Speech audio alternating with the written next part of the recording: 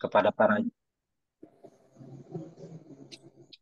kemudian kepada para jamaah yang hadir dalam pertemuan kita di Zoom pada pagi ini.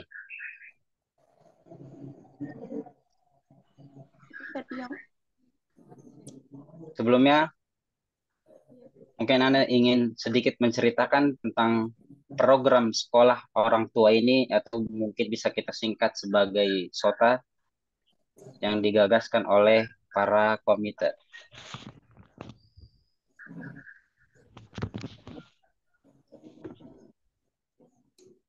Sekolah orang tua atau disingkat SOTA adalah salah satu program yang diinisiasi oleh Komite SD Devinsa bersama dengan TKI Devinsa dalam mewujudkan visi misi sekolah, yaitu menjadikan siswa dan siswi sekolah Vinsa memiliki nilai fitrah, cerdas, fasih, dan soleh.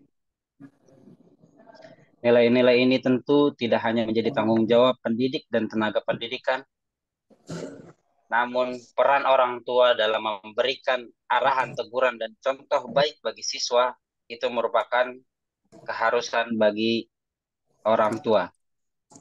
Untuk itu kami sebagai komite sekolah memiliki tanggung jawab yang lebih dalam mewujudkan hal ini.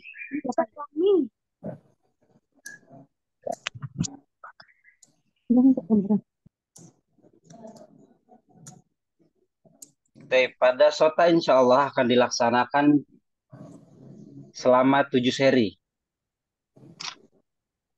Dan insya Allah pada SOTA kedua pada hari ini membahas tentang pentingnya kehadiran orang tua secara emosional untuk anak.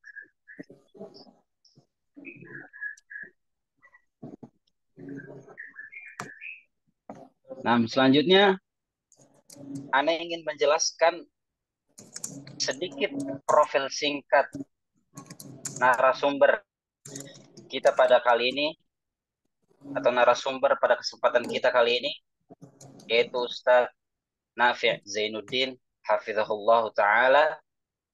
Beliau lahir di Temanggung pada tanggal 30 November 1973. Riwayat pendidikan beliau pernah bersekolah di pesantren Al-Islam Al-Irsyad di Tenggaran, Semarang, Jawa Tengah. Kemudian melanjutkan pendidikannya di Fakultas Usuluddin di Al-Azhar Universitas Kairo atau di Mesir. Kemudian beliau melanjutkan pendidikannya di Universitas Muhammadiyah Surakarta, mengambil jurusan Hukum Islam. Adapun riwayat karir beliau, itu yang pertama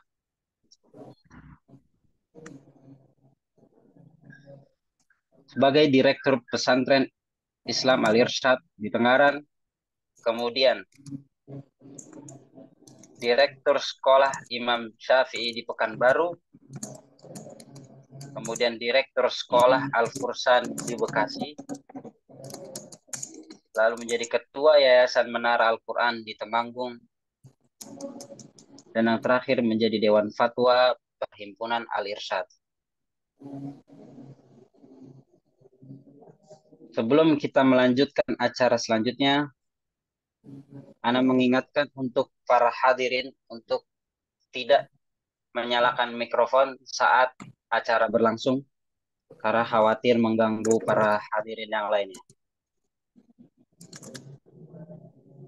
Dan untuk sesi tanya jawab, insya Allah kita akan membuka sesi tanya jawab. Dan yang ingin bertanya, kita persilahkan untuk bertanya. Sesi pertama melalui raise hand atau bisa menggunakan fitur angkat tangan di Zoom. Lalu nanti setelahnya menyusul untuk bagi yang ingin bertanya lewat kolom chat. Baik, kita lanjut ke acara selanjutnya, yaitu acara inti yang akan disampaikan oleh Al-Ustadz Fadilatul Ustadz Nafi' Zainuddin. Kepada waktu dan tempat kami persilakan. Baik. Bismillahirrahmanirrahim. Assalamualaikum warahmatullahi wabarakatuh. Innal hamdalillah nahmaduhu wa nasta'inuhu wa nastaghfiruh wa na'udzu billahi min shururi anfusina wa sayyiati a'malina. May yahdihillahu fala mudhillalah wa may yudlilhu fala hadiyalah. Asyhadu an la ilaha illallah wahdahu la syarika lah wa asyhadu anna Muhammadan abduhu wa rasuluh.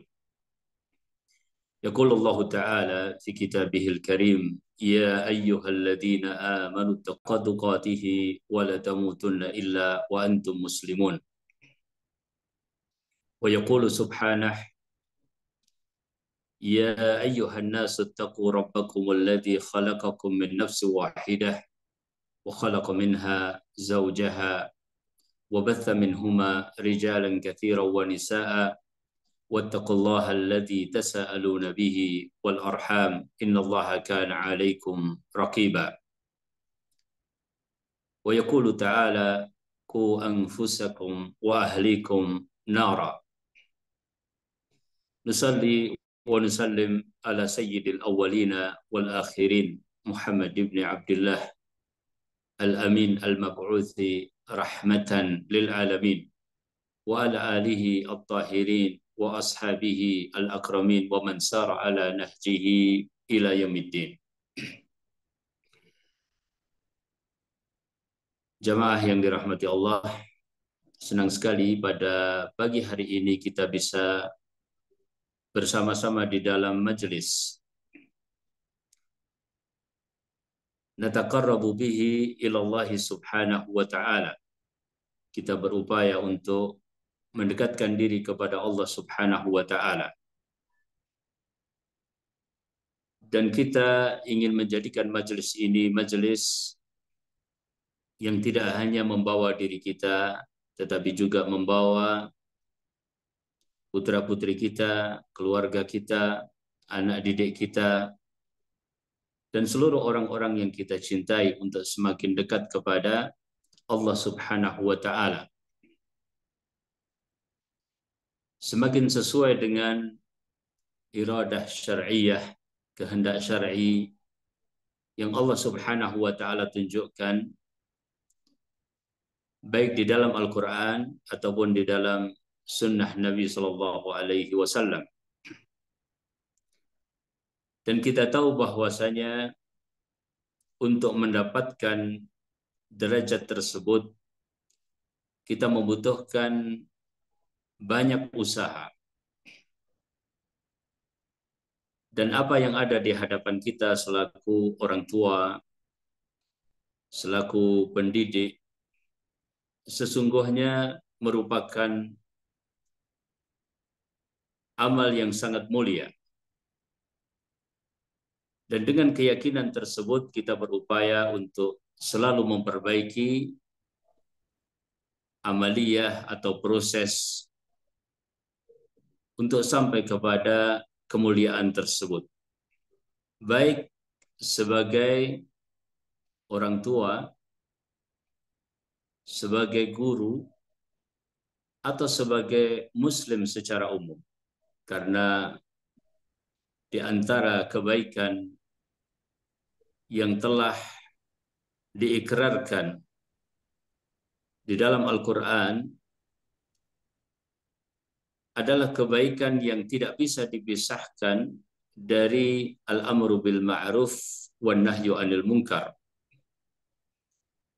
Bahwa umat ini adalah umat yang terbaik jika terjadi di antara mereka al-amru bil ma'ruf wan nahyu 'anil munkar.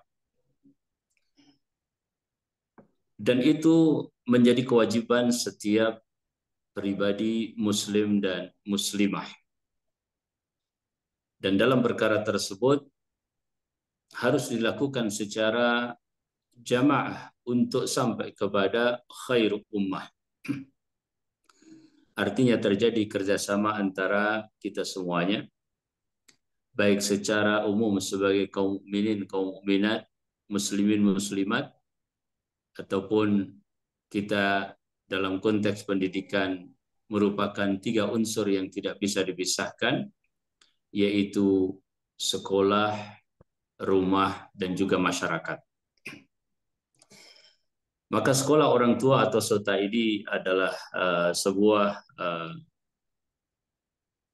pemikiran yang insya Allah mulia, dan kita berharap bisa melakukan sumbangsih pada dunia pendidikan dan pada upaya-upaya perbaikan demi tercapainya iradah syar'iyah sesuai dengan ridha Allah Subhanahu wa taala. Tema kita pada hari ini adalah tentang kehadiran emosional orang tua. Ya. Sebelumnya kita pernah mengadakan technical meeting bersama panitia, meskipun saat itu tidak sampai berbicara tentang tema lebih mendalam, ya. Maka saya berharap bahwa apa yang akan saya sampaikan nanti tidak jauh dari yang dikehendaki. Orang tua dan anak adalah merupakan bagian terpenting dari kesolehan umat. Dan untuk mencapai kesolehan tersebut, terjadilah interaksi dengan berbagai pihak. Namun sebelumnya Allah Subhanahu wa taala telah berfirman di dalam Al-Qur'anul Karim, "Qu anfusakum wa ahlikum nara." Jagalah diri kalian dan keluarga kalian dari api neraka. Ali bin Abi Thalib radhiyallahu taala anhu mengatakan, hadzibuhum wa addibuhum. Berikanlah kepada mereka tahdzib dan juga ta'dib. Tahdzib lebih kepada pembentukan yang sifatnya adalah pembekalan, baik pengetahuan, akhlak, dan bersifat targhib atau motivasi. Sedangkan ta'dib sampai kepada perkara-perkara yang mungkin membutuhkan semacam teguran, sanksi, dan seterusnya. Adapun tema kita hari ini adalah tentang kehadiran emosional. Saya berupaya untuk mengkaji dari sisi syariah, dari Al-Quran dan Sunnah Nabi Shallallahu Alaihi Wasallam, dan mungkin saya akan tampilkan lebih banyak dari Sunnah Nabi Shallallahu Alaihi Wasallam sebagai tafsil atau rincian dari ayat-ayat Allah Subhanahu wa taala. Ya. Para ulama banyak membahas tentang hadis ya Aba Umair ma fa'ala Nughair. Ya. Wahai Abu Umair, apa yang terjadi pada Nughair? Ya. Insya Allah kita mengetahui hadis ini karena sangat masyhur. Ya. Hadis ketika Nabi Shallallahu Alaihi Wasallam ya, berkunjung di salah satu rumah sahabatnya, dan Aba Umair adalah kunyah untuk putranya yang masih kecil, ya, yang punya mainan seekor burung, dan qadar Allah burung itu mati. Ya. Maka Nabi Shallallahu Alaihi Wasallam sebagai seorang nabi, ya, yang dikatakan dalam hadis Rahu Muslim, ana nabiyur rahmah, aku adalah nabi yang membawa kerahmatan. Ya. Dan dalam riwayat Al-Hakim dikatakan, ya ayyuhan nas, innama ana rahmatun muhdah. Wahai manusia, sesungguhnya aku ini adalah nabi yang membawa rahmat dengan petunjuk. Ya. Ternyata dari sejarah yang kita baca, beliau alaihi salatu wassalam memang rahmah lil alamin. Ya. Siapapun mendapatkan bagian dari rahmat tersebut, tak terkecuali anak-anak kecil. Ya, kalau kita bayangkan bagaimana dakwah Nabi begitu berat saat itu, ya, tantangannya begitu banyak, perkara-perkara yang berhadapan dengan adidaya saat itu, tetapi tidak menghalangi beliau alaihi salatu wassalam untuk juga menyapa anak kecil, ya, berbicara dengan mereka, bahkan masuk dalam emosional mereka. Sebagian ulama mengambil sampai 60 faedah atau pelajaran dari hadis ya Aba Umar ma fa'ala Nughair. Ya. Maka hadis ini adalah merupakan pokok, merupakan asal dari salah satu asal dari perkara bagaimana seorang pendidik atau bagaimana orang tua untuk bisa hadir bersama dunia anak-anak, ya, terkait dengan tumbuh kembang mereka. Ya,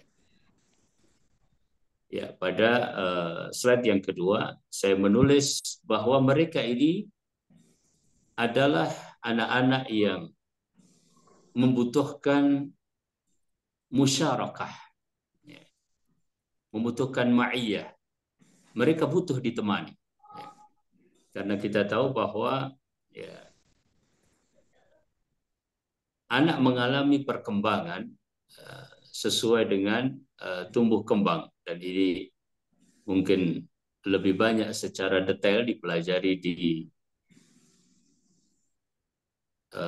usia dini, ya, oleh guru-guru di TK, juga termasuk guru-guru di SD. Ya. Yang jelas bahwa mereka mengalami perkembangan. Dan kita selaku orang tua juga merasakan akan hal itu. Ya. Bagaimana seorang anak, ya, mungkin dia ketika usia-usia awal, ya, bisa mengungkapkan hanya dengan menangis. Ya. Dan itu adalah satu bahasa untuk semua. Ya. Mau apa saja, ya dia baru bisa melakukan dengan hal tersebut. Tidak bisa mengungkapkan dengan ungkapan-ungkapan seperti orang dewasa. Kemudian Allah Subhanahu wa taala memberikan perkembangan sedikit demi sedikit. Oleh karenanya di dalam Islam juga dibeda-bedakan perkembangan usia tersebut. Ya. Kalau secara singkat kita menyebutnya usia sebelum tamyiz, tamyiz, dan setelah balik. Namun dari menangis, ya, kemudian setelah itu dia mulai misalnya menunjukkan emosinya, ya. Kadang terlihat dia mempunyai keinginan yang meledak-ledak, ya. Nanti berkembang lagi sampai bisa bersosialisasi sedikit demi sedikit, ya. Terjadilah emosi-emosi yang dia harus kendalikan. Nanti dia mulai bisa mengatur sedikit demi sedikit orang lain, ya, dan mengalami proses bagaimana menyelesaikan masalah-masalahnya sendiri dan seterusnya. Namun Allah Subhanahu wa taala menjadikan fitrah yang ada pada mereka itu, ya, mau tidak mau, ya, akan berhubungan dengan apa yang ada di sekitarnya. Ya. Maka dikatakan dalam hadis fa'abawahu yuhawidanihi au yunassiranihi au yumajjisanihi. Dan sampai pun dia dibiarkan, ya, tetap saja dia membutuhkan orang yang selalu mendampinginya untuk menjadi lebih baik. Ya. Termasuk adalah perkembangan emosinya. Sehingga kenapa manusia juga membutuhkan ya syariat dan membutuhkan nabi, thumma ja'alnaka ala syari'atin minal amri fattabi'ha wala tattabi as-subula fattabi'ha maka ikutilah wala tattabi ahwa alladziina zalamu. Ya.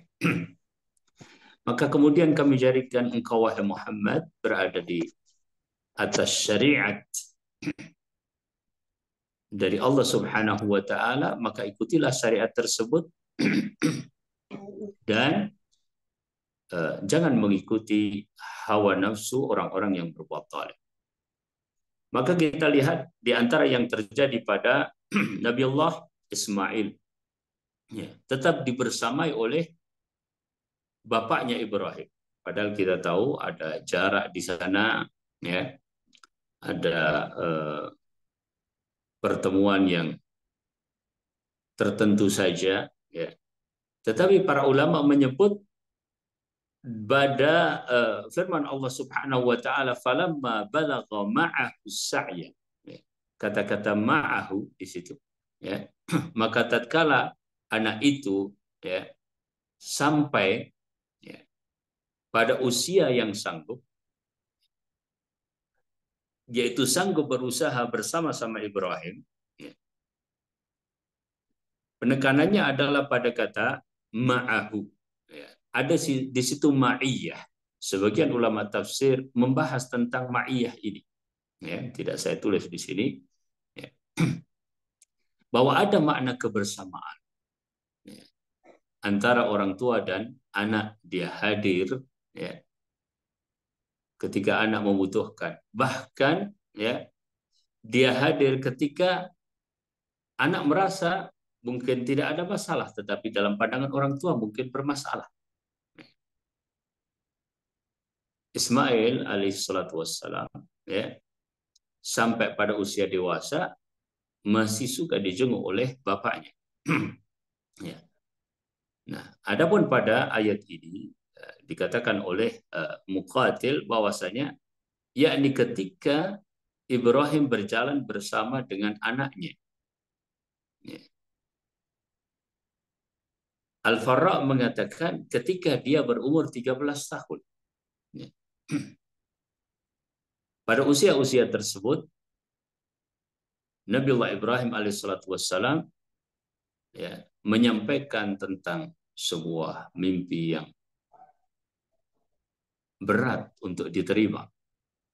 Namun karena ada ma'iyah yang sebelumnya selalu terjadi, ya, Ibrahim pun tahu bahwasanya sudah ada proses pada diri Ismail, ya. Dan hasilnya adalah seperti yang kita tahu, ya, ya abati, ya, if'al ma tu'mar satajiduni insyaallahu minas sabirin. Ya.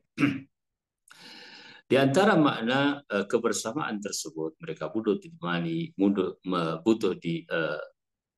dampingi dan seterusnya. Pada slide berikutnya saya menulis bahwa Nabi Shallallahu Alaihi Wasallam ternyata menunjukkan juga, ya, bagaimana di antara bentuk-bentuk tersebut, ya.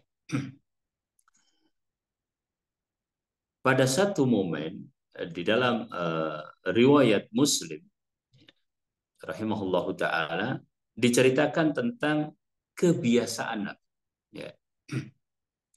Kalau itu adalah merupakan kebiasaan, berarti Nabi tidak hanya melakukannya sekali, dua kali, tetapi sering Nabi Shallallahu Alaihi Wasallam melakukan hal tersebut.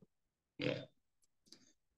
Dan kemudian diriwayatkan kepada kita, ya, ada tentu makna tarbiyah, ya, yang kita bisa petik dari hadis Nabi Shallallahu Alaihi Wasallam ini.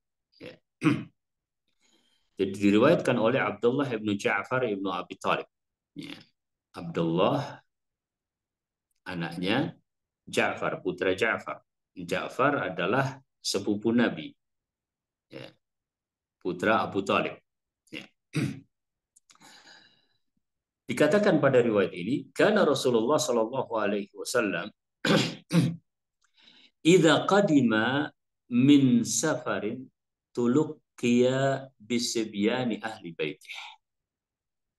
Qal wa innahu qadima min safarin fasubiqa bi ilaihi fahamalani baina yadayhi thumma ji'a bi ahadi ibnai Fatimata fa'ardafahu khalfahu qal fa'udkhilna al-madinata thalathatan ala dabah. Ya. Pada riwayat ini dikatakan apabila Nabi datang dari safar, berarti kan kejadiannya ya sering ya, Nabi kan sering melakukan safar. Apabila datang dari safar, tulukiya bisibyani ahli baiti. Dihadapkan pada Nabi Shallallahu Alaihi Wasallam ya, anak-anak dari keluarganya. Berarti cucu beliau Shallallahu Alaihi Wasallam dari Fatimah, ya, putra-putra dari Ja'far, dan dalam riwayat yang lain kadang putra-putra dari Al-Abbas. Ya. Tulukiya bisibyani ahli baiti. Ya. Disambut Nabi Shallallahu Alaihi Wasallam. Tentu maksudnya di sini adalah terjadinya interaksi antara kedua belah pihak. Ya. Terkadang Nabi yang disambut dengan seperti itu, kemudian apa reaksi Nabi Shallallahu Alaihi Wasallam? Terkadang Nabi Shallallahu Alaihi Wasallam yang menyambut anak-anak, dan itu sering terjadi. Ya.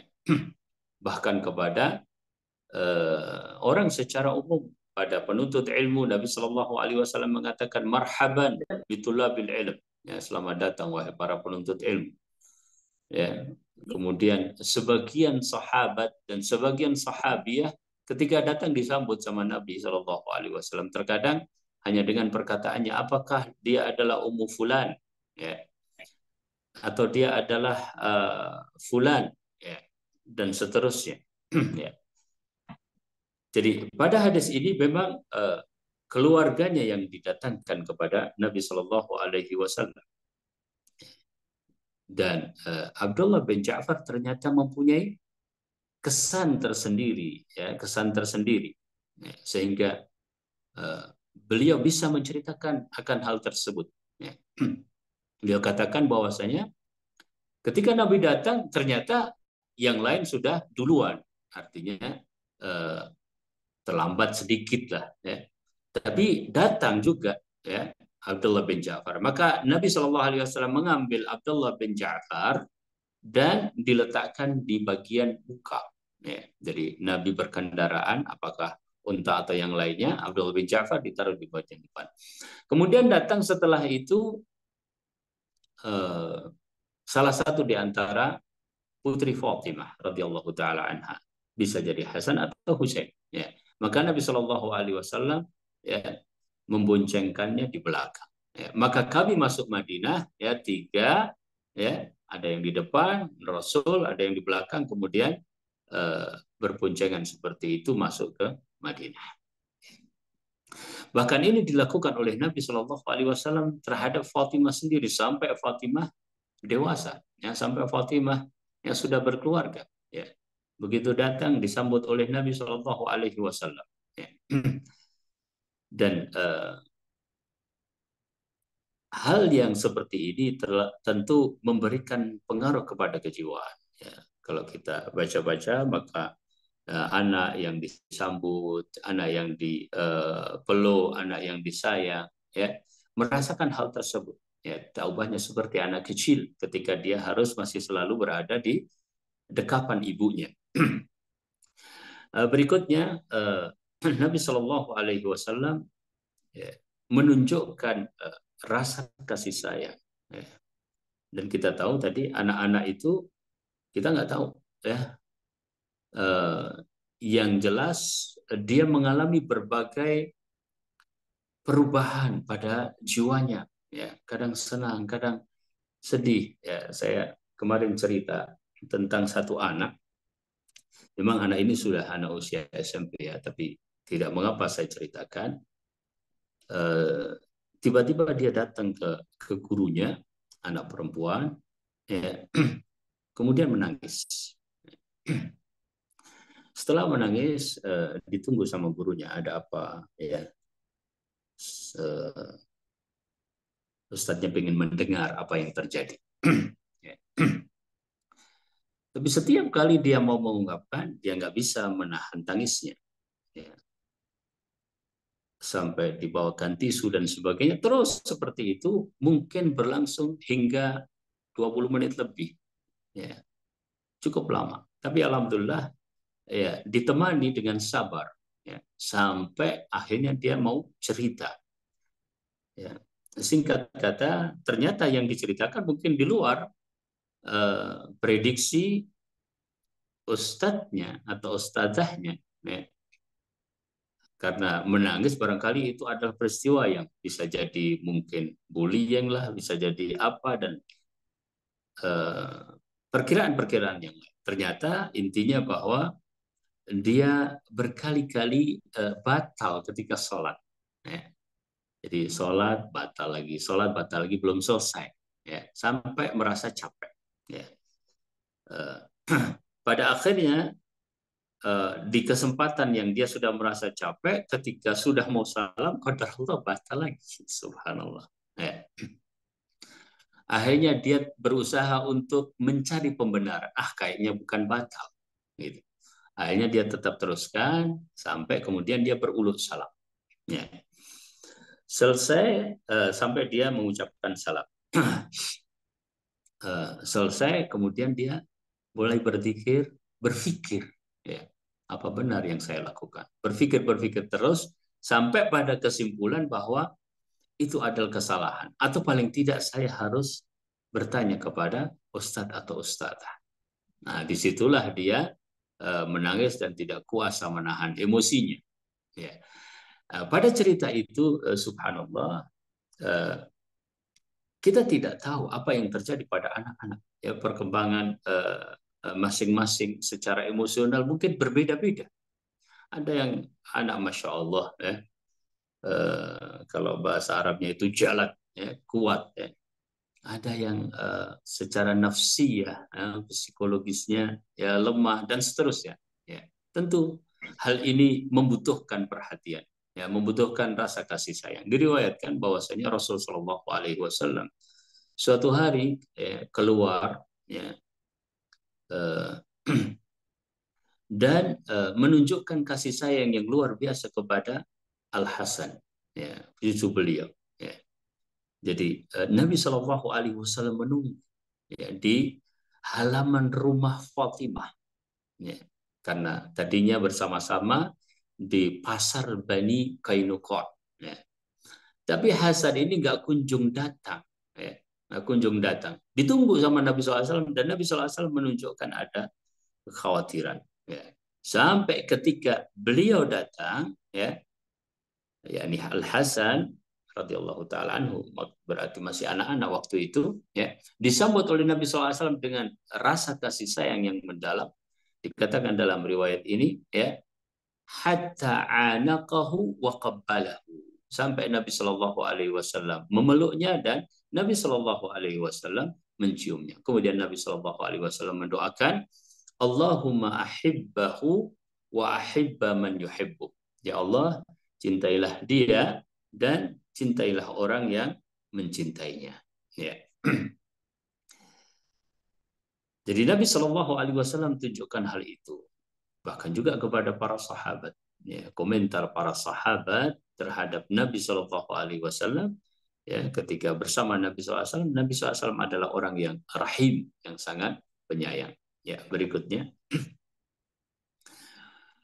di antara rasa kasih sayang itu pada slide membangkitkan dari kesedihan, ya, adalah kasih sayang yang mungkin akan dibutuhkan lebih ketika seorang anak mengalami hal-hal yang menyedihkan. Ya. Kadang hal yang buat dia itu horor, ya, buat kita sih biasa saja. Tapi buat dia horor. Ya. Buat kita mungkin tidak masalah, buat dia masalah. Ya, ada cerita anak TK, ya, anak TK, tapi ya ada kemampuan untuk entrepreneur. Ya, nanti ada sebenarnya slide-nya, tapi saya mau mengambil poin kesedihannya itu. Ya.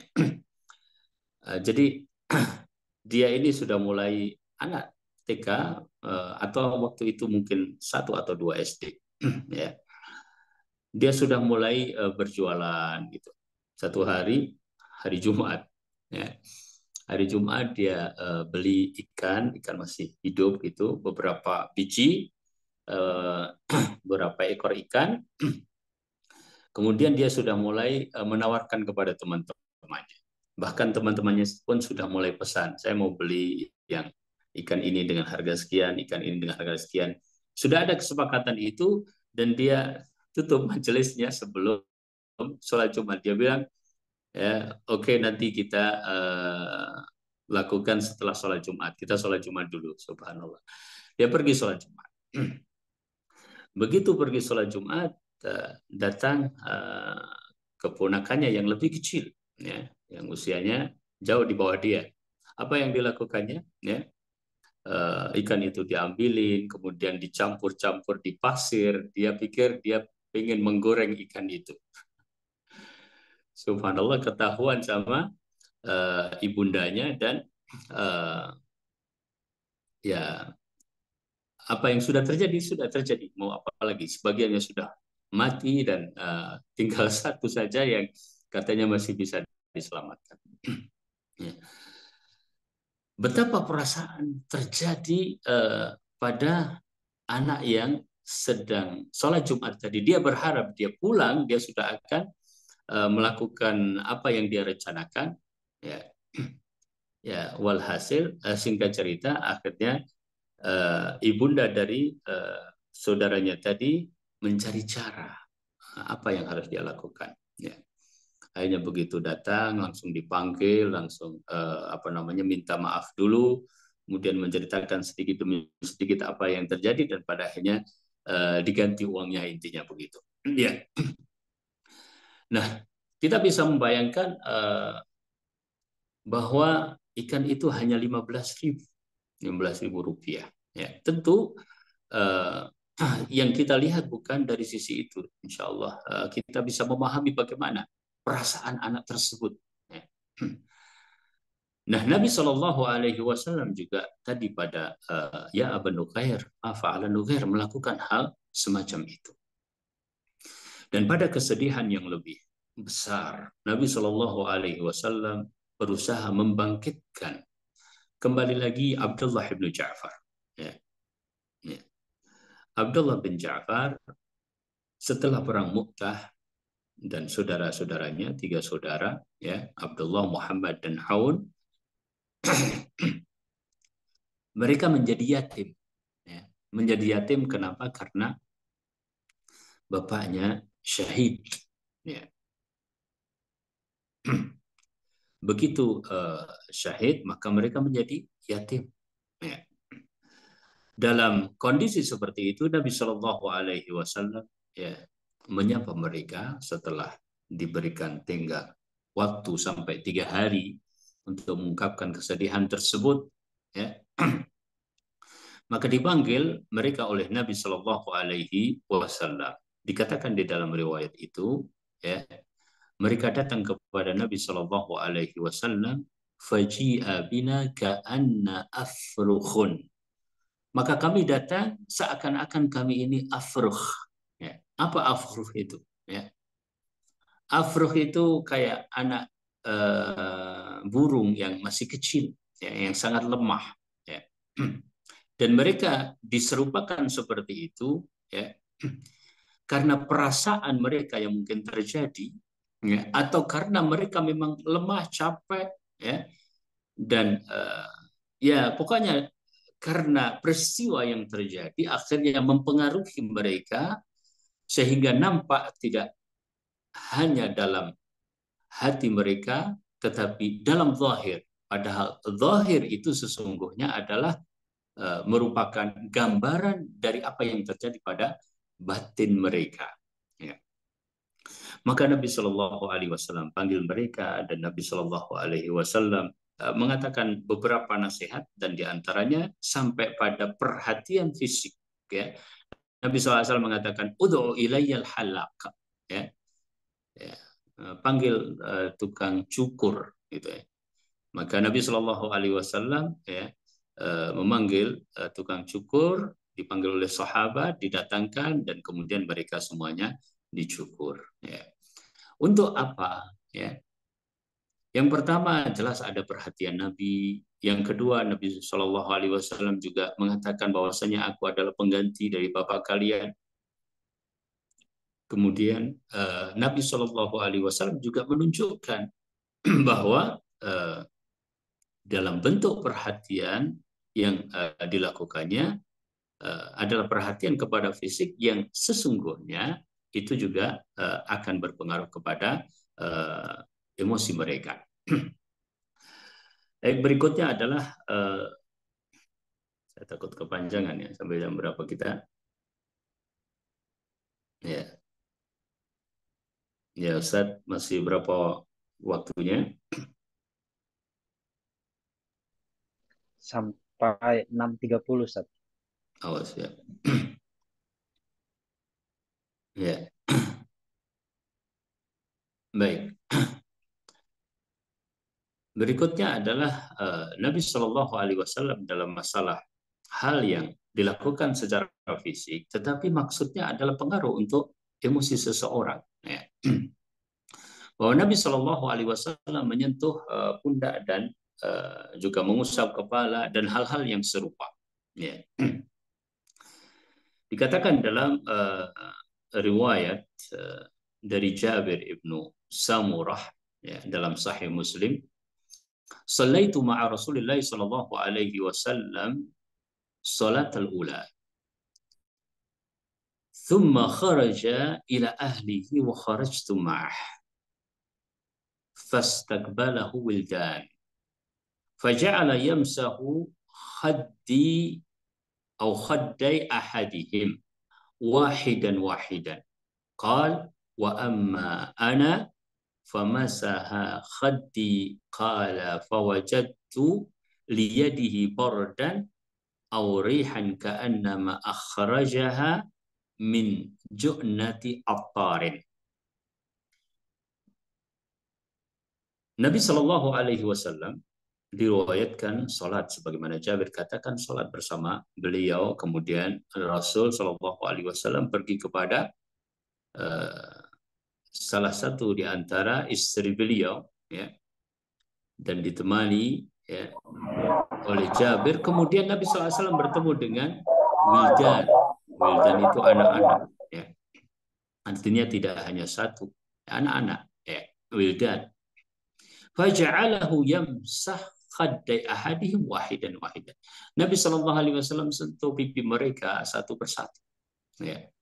Kita kalau ketemu sama anak-anak kemudian kita sayang, di antara rasa ungkapan tersebut adalah dengan cara menyentuh kepalanya, menyentuh pundaknya, ya, menyentuh pipinya, ya, dan seterusnya. Ya. Maka beliau radhiyallahu taala anhu mengatakan, adapun aku, ya, beliau sentuh juga, ya, dan aku dapatkan bahwasanya tangan beliau itu, masya Allah, ya, ada kesejukan, ya, dan ada bau seperti baru saja dikeluarkan dari tempat minyak wangi. Ya. Apa poin yang kita ambil pada riwayat ini? Tentu banyak, tapi diantaranya adalah muda'abah dan talatuf. Jadi Nabi Shallallahu Alaihi Wasallam melakukan muda'abah, ya, bermain-main bersama anak-anak, dan talatuf. Talatuf itu adalah menyentuh kelembutan, menampilkan kelembutan, ya, Nabi Shallallahu Alaihi Wasallam kepada mereka, dan itu menjadikan kesan yang tersendiri buat anak-anak, ya, bahwasanya Nabi Shallallahu Alaihi Wasallam adalah orang yang demikian dan demikian, ya, sehingga mereka selalu mengharapkan kehadiran Nabi. Mereka berani untuk berbicara bersama Nabi. Ya. Saya tidak bawakan di slide-slide ini nampaknya. Tentang Abdullah ibnu Abbas, ya, yang kita tahu beliau pernah mendapatkan tawaran dari Nabi Shallallahu Alaihi Wasallam, ya, untuk memberikan giliran minumnya kepada Abu Bakar dahulu dan orang-orang yang lebih tua, ya, tapi ada di samping kiri Rasul, sementara beliau berada di sebelah kanan Rasul. Ya. Sampai Nabi Shallallahu Alaihi Wasallam seperti itu, dan Al Abbas pun sampai juga berani menjawab kepada Rasul Shallallahu Alaihi Wasallam. Tidak ada masalah dalam interaksi terhadap Rasul Shallallahu Alaihi Wasallam. Ya. Kata beliau, saya nggak mungkin, ya, memberikan giliran hak saya untuk orang lain. Ya. Uh, Padahal giliran itu adalah giliran yang mulia setelah Rasul Shallallahu Alaihi Wasallam. Ya. Jadi Nabi Shallallahu Alaihi Wasallam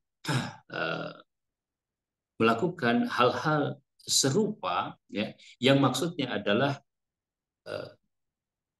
menunjukkan talatuh beliau, ya. Dan juga Nabi Shallallahu Alaihi Wasallam menunjukkan bahwasanya di dalam tarbiyah itu, ya, ada hal yang perlu disentuh sebelum yang lainnya, barangkali, ya, adalah emosional. Ya. Kenapa? Karena hal yang lain itu, ya, merupakan perkara-perkara yang akan mengikut apabila perkara hati, ya, perkara qalb itu sudah bisa ditangani dengan baik, sudah selesai. Nah, ibaratnya itu adalah wadah yang disiapkan. Baik. Pada saat berikutnya, bahwa di antara yang dilakukan oleh Nabi Shallallahu Alaihi Wasallam adalah memberikan apresiasi dan sesuatu yang menyenangkan. Ya. Yang baik kita katakan baik, yang tidak baik kita katakan baik. Ya. Tapi Nabi Shallallahu Alaihi Wasallam, ya, mendahulukan motivasi. Ya.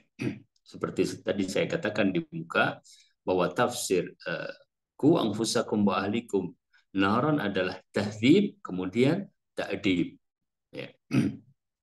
Dan motivasi-motivasi yang dilakukan oleh Nabi Shallallahu Alaihi Wasallam, ya, sangat banyak, Ya. Dalam kasus yang terkait dengan sahabat Zaid bin Thabit misalnya, ya. Nanti ada yang terkait dengan Abdullah ibnu Umar, ya, dan banyak terkait dengan para sahabat yang lain. Pada Zaid bin Thabit, Nabi Shallallahu Alaihi Wasallam mengatakan, innahu ni'mal gulam. Ya. Dia adalah anak yang baik. Ya. Dan tentu kalau itu merupakan kabar gembira, seandainya tidak sampai langsung, ya, kepada yang bersangkutan, pasti akan disampaikan langsung melalui perantara. Kenapa? Karena tafsirul mukmin adalah sunnah. Ya. Memberikan berita gembira kepada seorang mukmin adalah perkara yang disukai. Ya. Nabi Shallallahu Alaihi Wasallam mengungkapkan bahwa Zaid bin Thabit adalah ni'mal gulam. Ya, kejadiannya ini adalah terkait dengan peristiwa perang Khandaq. Ya. Ya, jadi Nabi Shallallahu Alaihi Wasallam, ya, pernah menolaknya dalam peperangan yang sebelumnya karena usianya belum cukup. Ya. Dan kalau tidak salah sebut, usia yang dianggap cukup adalah, ya, usia balik minimalnya adalah 15 tahun. Ya. Tentu untuk peran yang bisa dilakukan. Ya. Saat itu juga termasuk Abdullah ibnu Umar pernah ditolak, ya, dan seterusnya. Apa yang dilakukan oleh Zaid bin Thabit saat itu, ya, di awal peperangan yang dia ikuti, dia hanya mengangkat beberapa batu atau kerikil atau yang dibutuhkan. Ya. Ya. Maka Nabi Shallallahu Alaihi Wasallam, ya, mungkin ada peran-peran yang lain, tapi maksud saya dalam sebuah cerita dikatakan bahwasanya itu yang beliau lakukan. Maka Nabi Shallallahu Alaihi Wasallam menyempatkan, ya, untuk mengatakan innahu ni'mal gulam. Ya, dia adalah gulam, anak yang baik atau sebaik-baik anak. Ya. Kadang anak-anak kita memberikan hasil karyanya, pekerjaan dia, ya, apakah dalam menggambar, menggunting, mewarnai, atau mengerjakan PR, atau tadi menceritakan kejadian bersama temannya, ya, hal-hal yang membutuhkan apresiasi. Jika itu dia lakukan dengan benar, ya, jika itu dia lakukan dengan baik, ya, maka butuh untuk diapresiasi, dan itu menambah motivasi pada dirinya. Ya, buktinya adalah pada riwayat berikutnya, yaitu pada slide tentang Abdullah bin Umar. Ya.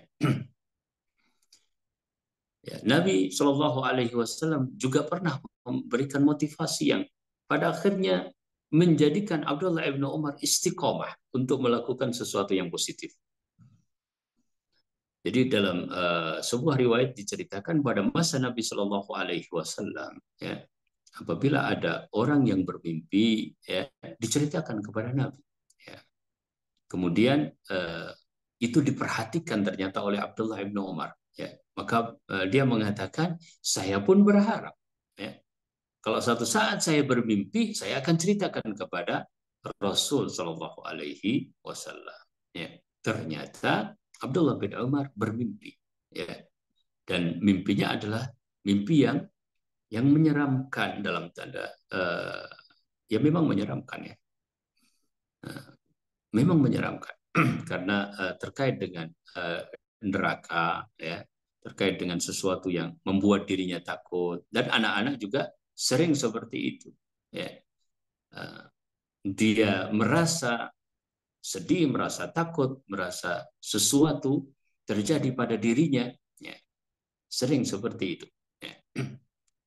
Abdullah bin Umar mengatakan, ya, bahwa aku bermimpi seolah-olah dua malaikat menarikku dan membawaku ke neraka.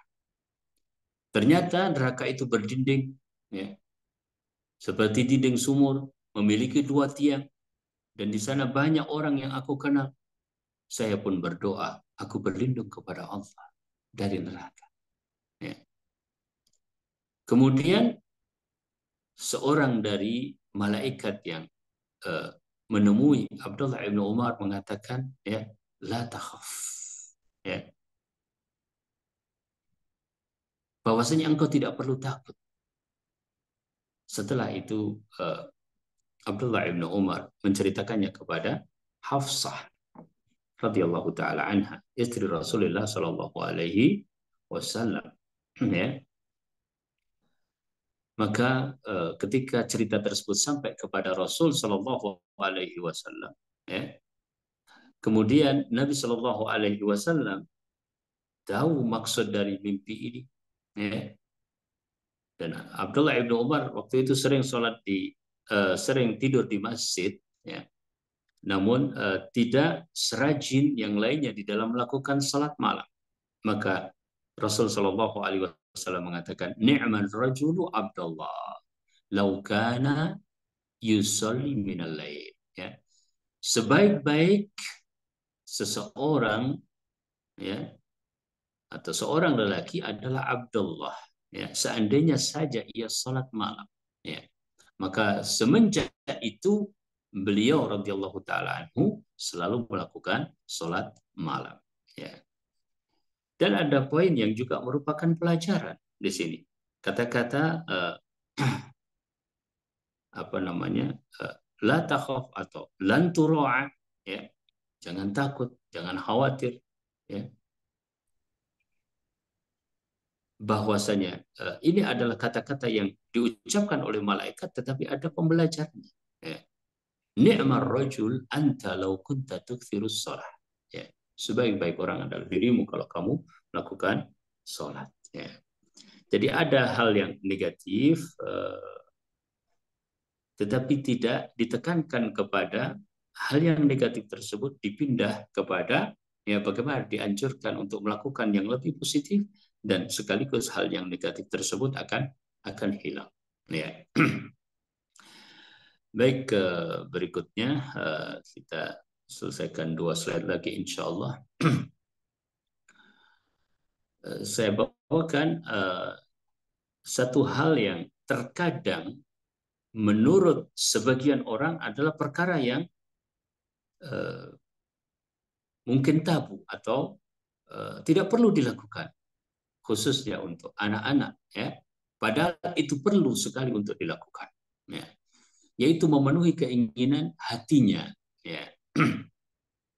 Tentu dilihat, ya, sejauh mana positif dan negatifnya, madhar dan maslahatnya. Tetapi pada asalnya, ya, pada asalnya apa yang menjadi keinginannya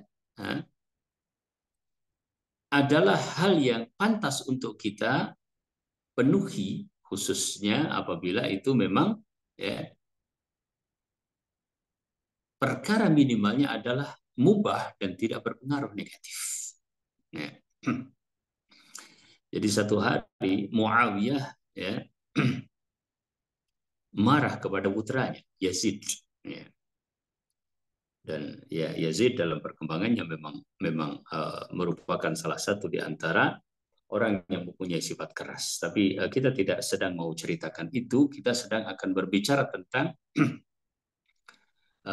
bagaimana seharusnya yang dilakukan oleh Muawiyah radhiyallahu taala anhu kepada putranya. Nah, marah kemudian dia panggil Al-Ahnaf, seorang ulama saat itu. Ya. Diminta untuk memberikan pendapat dan nasihatnya. Nah, maka kata Ahnaf, ya Amirul Mukminin, auladuna akbaduna wa thimaru qulubina wa imadu dhuhurina wa nahnu lahum sama'un dalilah wa ardun dhalilah. Ya. Wahai Amirul Mukminin, anak-anak kita itu adalah hati kita, ya. Bagian yang terbaik dari jantung kita, ya. Penegak dari punggung kita, ya. Artinya mereka berhak untuk mendapatkan perhatian dengan berbagai, ya, bentuknya. Salah satu yang harus dilakukan oleh orang tua adalah nahnu lahum sama'un dalilah wa ardun dalilah. Kita terhadap mereka itu seperti langit yang menaungi dan seperti, ya, bumi yang enak untuk diinjak. Ya. Di sebagian riwayat dari para ulama disebutkan ya mereka bermain dalam dunia anak tersebut. Ya, maka Nabi SAW juga menggendong, ya,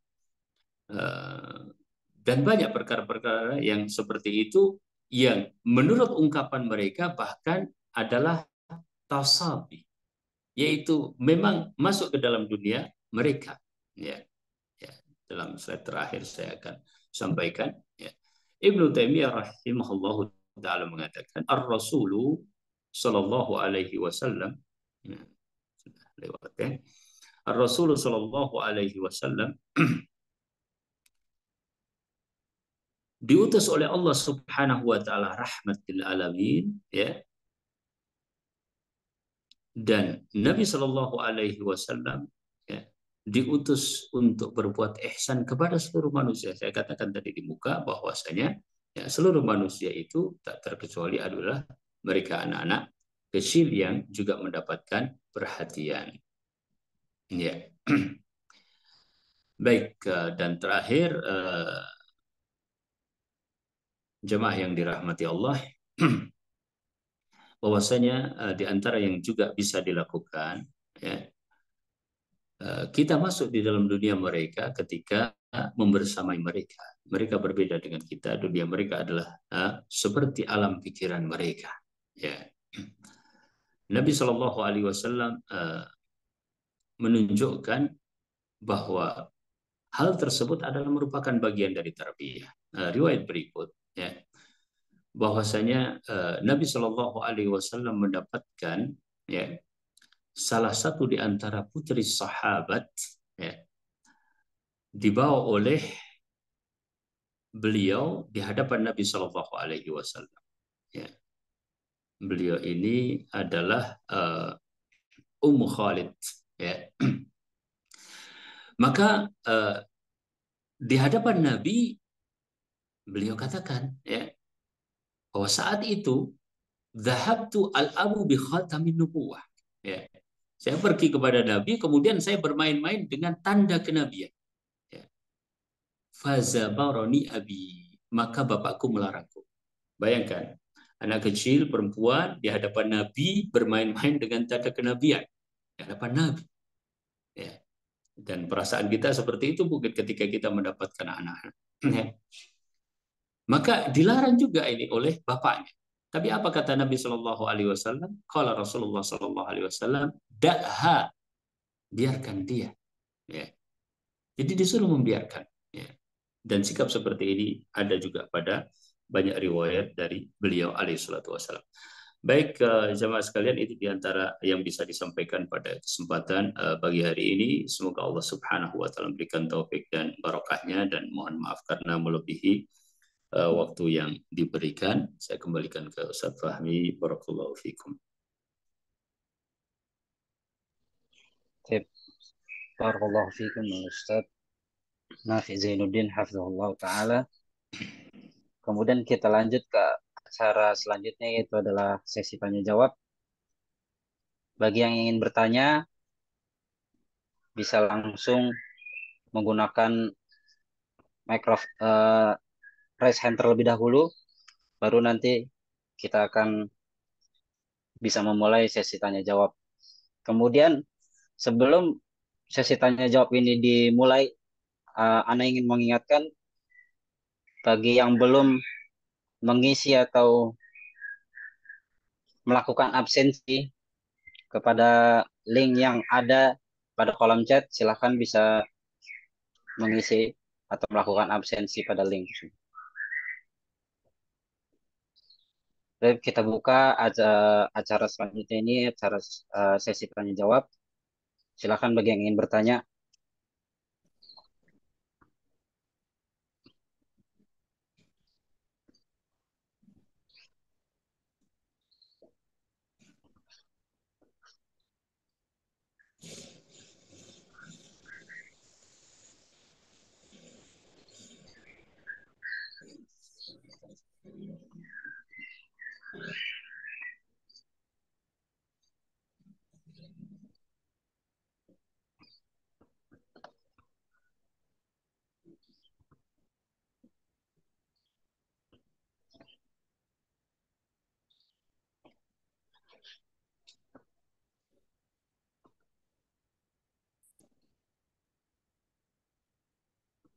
Kalau tidak ada yang ingin bertanya lewat mikrofon, bisa kita geser ke fitur tanya yang ada di Zoom.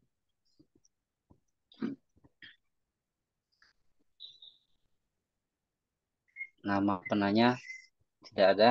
Pertanyaan, bagaimana cara kita memperbaiki hubungan dengan anak jika kita kehilangan kedekatan emosional dengan anak dikarenakan kebodohan kita di masa lalu? Jazakumullah khairan. Ya. Alhamdulillah, nusalli wa nusallim ala Rasulillah. Pada dasarnya setiap orang tidak mungkin dia berdiri sendiri. Oleh karenanya dia akan mencari teman. Ya. Al-insanu makhlukun madaniyun istima'iyun bittab'a. Ya. Manusia itu pastilah dia melakukan sosialisasi dengan yang lainnya. Oleh karenanya poin tersebut adalah merupakan poin terpenting, di mana sesungguhnya dia pasti membutuhkan kita, ya. Kita pun membutuhkan dia. Bahkan seorang ulama menyebutkan pada ayat wajibnya berbakti kepada kedua orang tua itu, salah satu faedahnya adalah at-takaful al-istimai. Itu ada di dalam Islam. Ya. Bahwa sistem Islam itu menjamin antara orang tua dengan anak. Ya.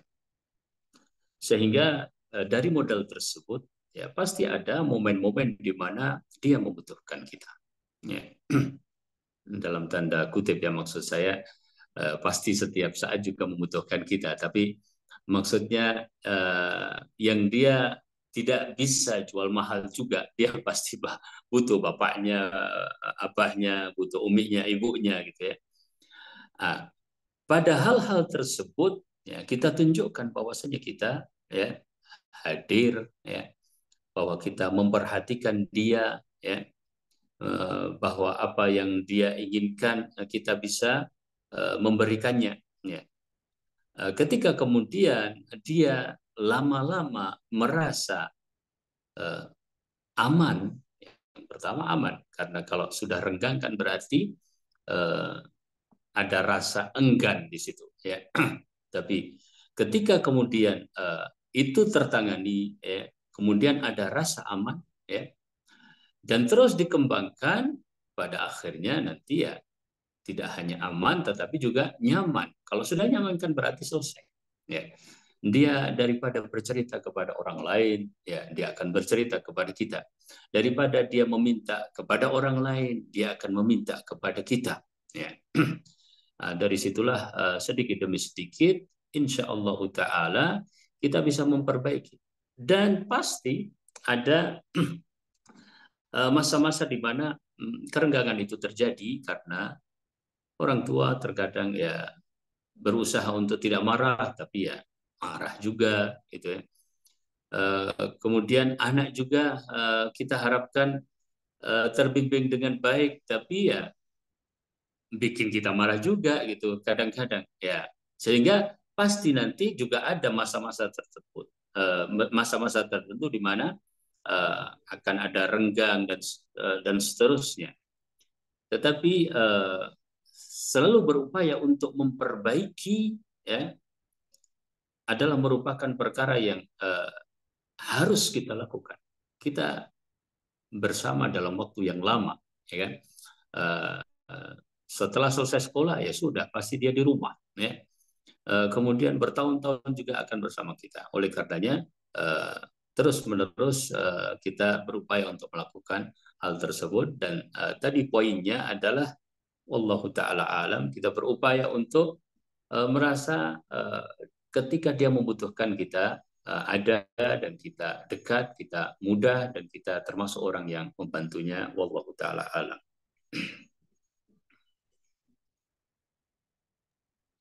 Ahsanallahu alaik. Kita lanjut ke pertanyaan yang kedua. Bagaimana kami sebagai orang tua menerapkan pola asuh yang tepat untuk anak usia TK, SD agar menjadi pribadi yang berani dan mandiri? Mohon diberikan contoh hadir secara emosional untuk menumbuhkan jiwa yang berani dan mandiri. Ya, ya, berani dan mandiri. Alhamdulillah, nusalli wa nusallim ala Rasulillah, ya, adalah bagian dari karakter yang kita inginkan bersama ada pada anak-anak kita. Ya. Dan hal tersebut pada anak TK khususnya mungkin masih mencari bentuk, ya. Karena tadi ada saat-saat di mana dia itu sedang dominan, ya, egoisnya. Ada saat-saat di mana dia sedang dominan, meledak-ledak. Nah, ada di saat-saat di mana dia sedang menampilkan sosok nggak ada masalah. Sebenarnya belum ada kontrol, ya. Sehingga kadang-kadang kita memahami, oh berani benar nih anak, ya. Apa saja dilakukan, padahal dia belum punya kontrol. Ya. Yang jelas di dalam memberikan kehadiran secara emosional, ya, kita harus memperhatikan perkembangan-perkembangan tersebut, ya. Dan ini mungkin akan dikaji dalam perkembangan sesuai dengan usia, ya, sesuai dengan usia. Biasanya anak 4 sampai 5 tahun dia masih belum banyak pertimbangan, ya. Sehingga ketika usia tersebut sama-sama berlatih naik sepeda misalnya, ya.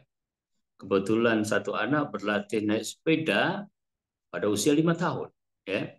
Yang satunya lagi berlatih naik sepeda sudah usianya 7 tahun, ya. Ternyata yang 5 tahun ini bisa jadi lebih cepat bisa karena dia nggak ada pertimbangan, ya.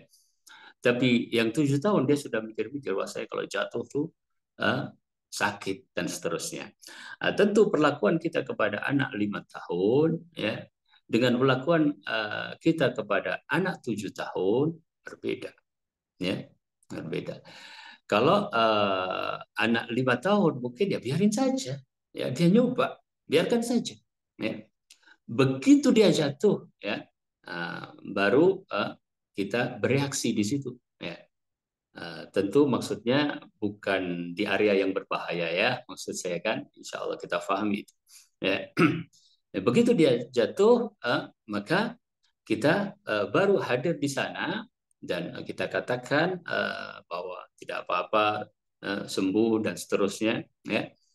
Uh, itu yang bisa kita lakukan pada dia. Tapi pada anak 7 tahun yang sudah punya pertimbangan-pertimbangan tersebut, ya pendekatan kita tentu berbeda. Kita katakan, ya, bahwasanya usahakan kamu tidak jatuh, ya. Tapi seandainya jatuh, ya, ya, maka ya nanti kita obati kalau kamu sakit misalnya. Itu perlu ada penjelasan lebih lanjut, ya. Karena dia sudah mengerti, sudah mempertimbangkan, ya, saya jatuh atau nggak jatuh, kan gitu, ya. Nah, hal-hal seperti itu adalah perkara yang bisa kita lakukan dalam kehadiran kita bersama mereka, ya. Demikian juga tentang kemandirian, ya. Anak-anak misalnya dilatih untuk mandiri ketika mau jajan lah katakanlah gitu, ya. Sebelum-sebelumnya jajan sama orang tuanya, ya, sama orang tuanya. Dan kita mungkin ada kepentingan untuk memilihkan dan sebagainya, ya, jajanan sehat dan sebagainya. Nah, tapi anak seusia 5 tahun dia sudah bisa disuruh dan dia sudah punya keinginan tadi. Dia sudah bisa disuruh untuk, ya, dia minta jajan, kita bisa katakan kepadanya, boleh kamu jajan, ya, misalnya 2.000 katakanlah gitu, ya. Ya meskipun anak seusia begitu kadang-kadang membedakan 2.000 dengan 2 buah juga belum bisa, ya. Tapi ada hal yang kita sampaikan kepada dia, 2.000 tapi kamu beli sendiri, ya, kamu beli sendiri, ya. Kamu jalan ke sana, kamu bilang kamu beli di sana, ya. Kemudian kita awasi dari jauh, ya. Kadang setelah jajan, ya, dia mendapatkan perlakuan yang barangkali pemilik warung, ya, tidak sama dengan kita. Kita mungkin belajar pendidikan, katakanlah pemilik warung nggak ngerti, ya. Mungkin mendapatkan sikap yang aneh atau bagaimana, ya, duitnya kurang dan sebagainya. Ya kita tunggu dia laporan, ya, jajan apa dan seterusnya, ada masalah tidak dan seterusnya. Itu adalah salah satu di antara contoh kehadiran kita dalam upaya juga mendidik dia mandiri. Wallahu taala alam. Nabi Shallallahu Alaihi Wasallam, saya tambahkan, maaf, ya. Saya tambahkan, Nabi Shallallahu Alaihi Wasallam memerintahkan Anas radhiyallahu taala, ya, untuk menyampaikan sebuah rahasia. Rahasia dikasih tahu sama Rasul Shallallahu Alaihi Wasallam. Sampaikan rahasia ini jangan kepada yang lain. Kemudian pergi Anas, tapi pergi bukan langsung menyampaikan. Ternyata dia ketemu sama teman-temannya bermain sama anak-anak, tapi dibuntuti sama Rasul Shallallahu Alaihi Wasallam. Ya, begitu didapati main bersama anak-anak yang lain, ya, ditepuk sama Rasul Shallallahu Alaihi Wasallam dan kemudian beliau melanjutkan. Nabi Shallallahu Alaihi Wasallam juga kita dapatkan, ya, memberlakukan hal-hal serupa kepada para sahabat. Wallahu taala alam. Kemudian ada juga, ya, saya jadi ingat tentang Perkataan sebagian ahli tarbiyah ya, yang mengatakan bahwasanya salah satu kehadiran emosional kita itu adalah ketika puasa, ya. Karena puasa itu diantaranya adalah melatih emosional juga, ya, melatih emosional juga. Kenapa? Karena kan dia ingin sesuatu, tetapi kan dicegah dengan puasa, kan gitu. Tapi di saat-saat tertentu, ya, di saat-saat tertentu dia butuh kita. Ya. Ada anak yang kurang 5 menit saja, subhanallah, ya, eh, kurang 5 menit. Dia sudah tahan itu dari pagi sampai 5 menit sebelum adzan. Tapi 5 menit itu menjadi waktu yang justru sangat menegangkan. Ya, dia sudah mulai lihat makanan, dia sudah, masya Allah, menahan sedemikian rupa sehingga sampai nangis-nangis, sampai apa namanya, merepotkan sekali. Dia ingin segera makan atau minum, padahal hanya 5 menit saja. Nah, di situ saatnya kita hadir, ya, bagaimana mengelola emosi dia supaya dia juga bisa menahan sampai benar-benar datang waktu maghrib. Itu sebagian ahlu tarbiyah menyebutkan tentang hal itu. Barakallahu fikum. Terima kasih. Ustaz, kita lanjut ke pertanyaan selanjutnya. Saya orang tua sudah berusaha mengajarkan yang insya Allah baik.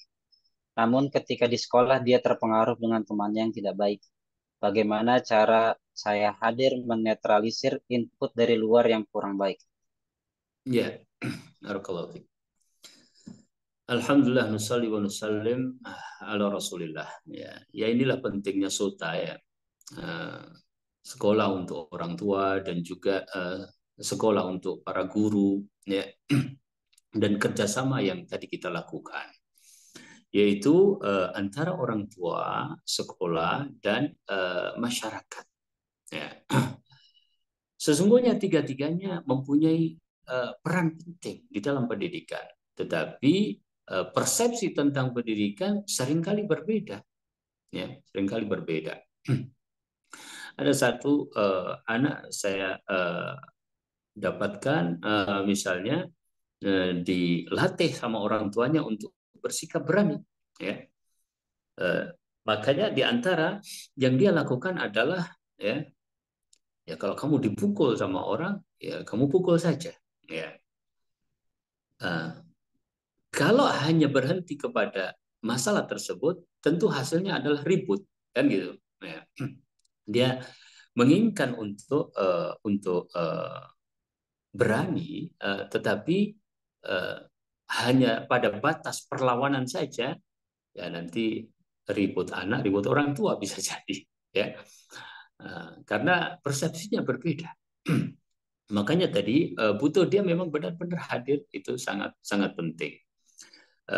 Kadang ketika anak berselisih dengan yang lainnya, kita hanya cukup mendengarkan dulu dan mengawasi dari jauh. Ya.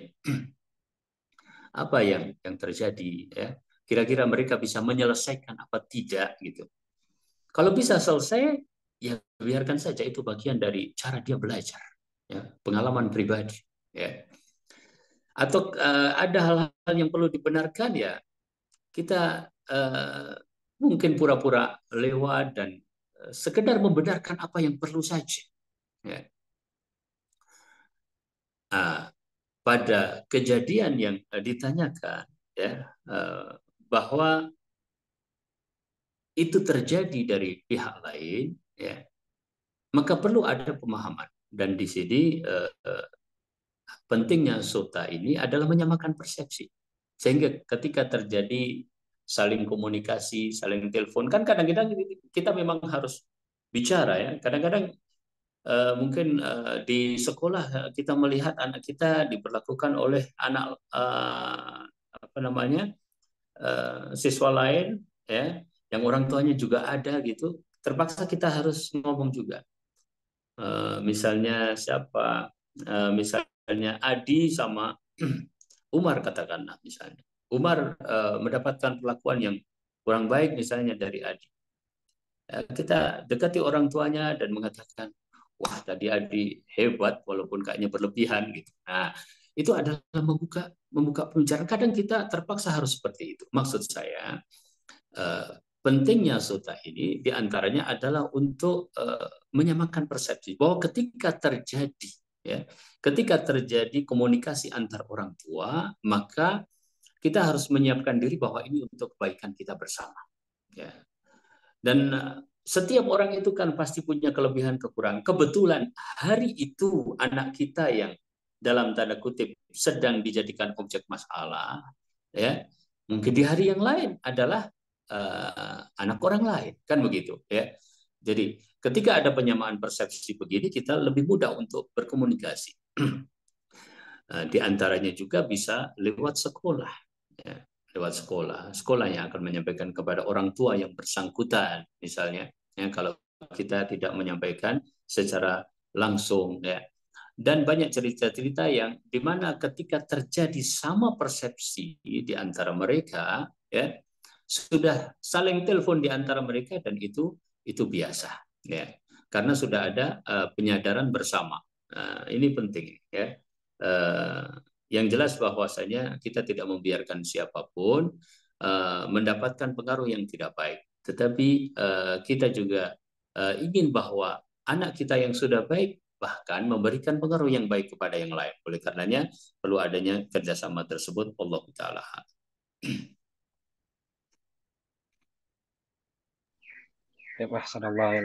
Ustaz. Karena waktu sebentar lagi menunjukkan pukul 7, apakah dicukupkan untuk pertanyaan atau mau nambah lagi, Ustaz? Nah, saya ngikut panitia.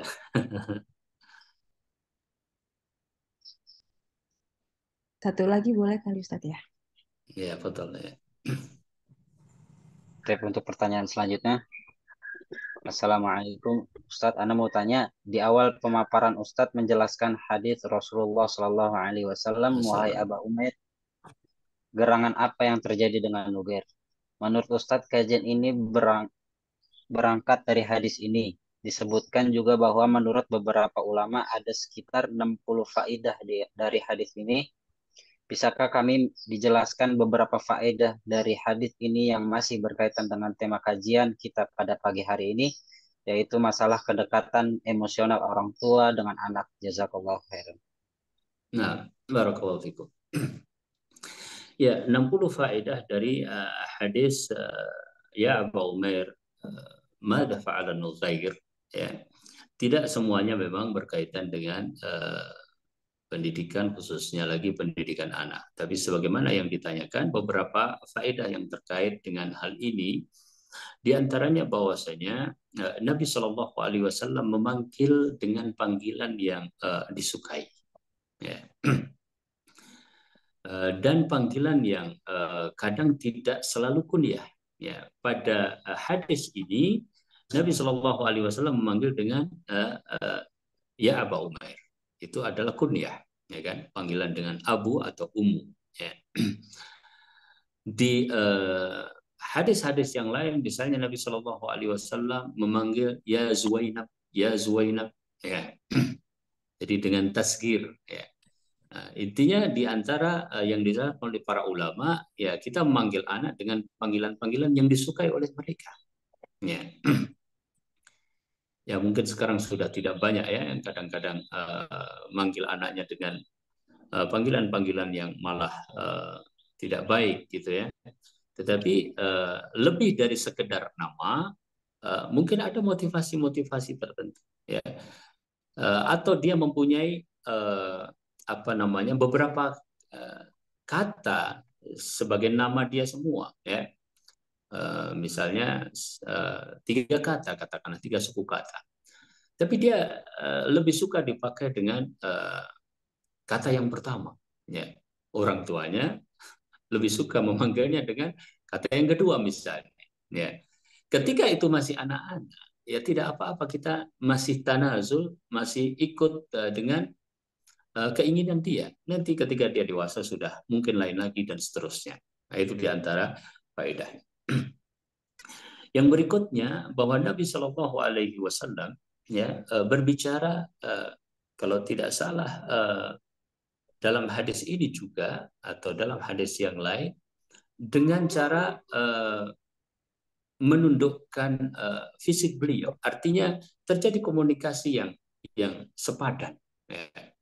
Kan tidak pas kalau misalnya kita yang tinggi begitu misalnya kemudian berbicara kepada anak kita yang relatif secara tubuh fisiknya masih kecil, kemudian selalu agak berjauhan begitu. Kadang-kadang kita harus jongkok, kadang-kadang kita duduk bersama dia, ya sehingga seakan-akan ada suasana di mana sebanding begitu. Ya. Kemudian yang ketiga tafakkud Nabi Shallallahu Alaihi Wasallam. Jadi Nabi Shallallahu Alaihi Wasallam melakukan tafakkud, yaitu semacam pemeriksaan atau pengawasan kepada para sahabat secara umum dan waktu itu Nabi SAW memang berkunjung. Ya. Kemudian Nabi SAW tidak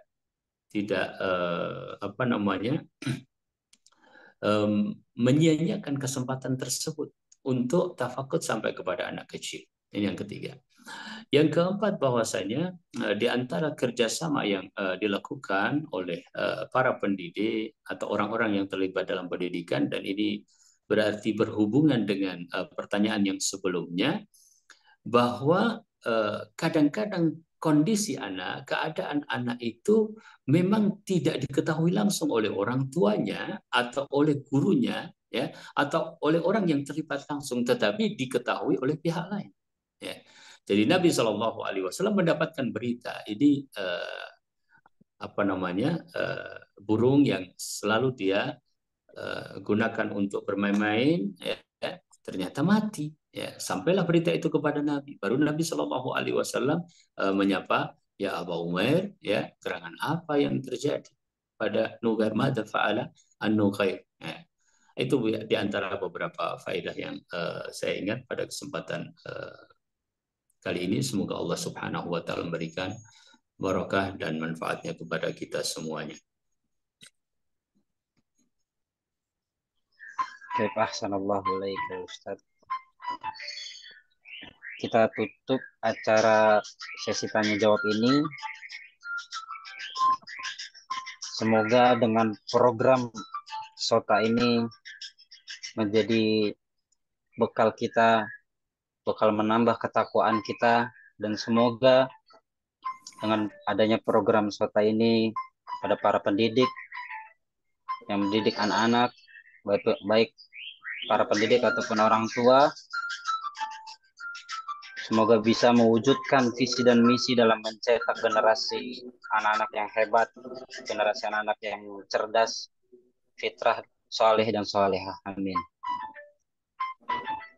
Kita lanjut ke acara selanjutnya, itu adalah penutupan. Kami ucapkan jazakumullah khair atas partisipasinya kepada para hadirin, dan ana ucapkan jazakumullah khair kepada Fadilatul Ustaz Nafi' Zainuddin hafizahullah taala dalam menyampaikan materi yang sangat amat berharga untuk kita. Dan insya Allah pertemuan SOTA ketiga akan diadakan di bulan November. Acara ini kami tutup. Wassallallahu ala nabiyina Muhammad. Assalamualaikum warahmatullahi wabarakatuh. Waalaikumsalam warahmatullahi wabarakatuh. Waalaikumsalam. Waalaikumsalam warahmatullahi wabarakatuh. Waalaikumsalam warahmatullahi wabarakatuh. Ini aku di rumah ini. Mohon izin.